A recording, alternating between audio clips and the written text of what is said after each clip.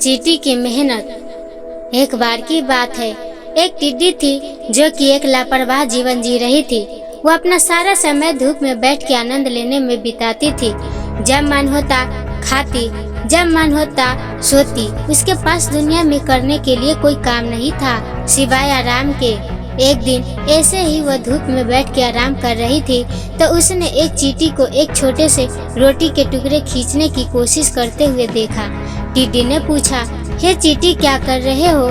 चींटी ने जवाब दिया, मैं सर्दियों के लिए भोजन जमा कर रही हूँ। अभी मौसम गर्म है, एक बार सर्दियाँ शुरू हो जाए तो मैं घर पर रहना और आनंद लेना चाहती हूँ और उसी समय के लिए भोजन को अपने स्टॉक जमा कर रही हूँ। टिड्डी मन ही मन उस पे हंसी और कहा, ऐसे उबाऊ काम के लिए अभी तो पर्याप्त समय है। अभी तुम्हें मेरे जैसे मजा करने के लिए कुछ समय निकालना चाहिए। चींटी ने टिड्डी को समझाने की कोशिश की कि उसे समय बर्बाद नहीं करना चाहिए, इसके बजाय उसे भी काम करना चाहिए। लेकिन टिड्डी ने चींटी की बात नहीं सुनी। फिर धीरे धीरे जल्दी गर्मियाँ गुजर जाती है और सर्दियों का मौसम आ जाता है। जैसे जैसे मौसम ठंडा होता है, सारे जीव जंतु अपने अपने बिल में चले जाते हैं। टिड्डी के लिए बाहर निकलना मुश्किल हो जाता है, परंतु जल्द ही उसे भूख लगना शुरू हो जाता है। उसने कुछ खाना खोजने के लिए बहादुर बनने का फैसला किया। जब वह बाहर निकली तो सब कुछ बर्फ भरा था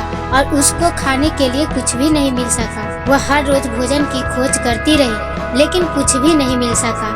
अंत में एक दिन कमजोर होकर वह भूख से मर गई।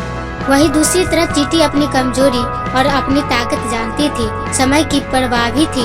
उसने धीरे धीरे अपने लिए इतना खाना इकट्ठा कर लिया था कि पूरी सर्दी आराम से घर में बैठकर खा सकती थी।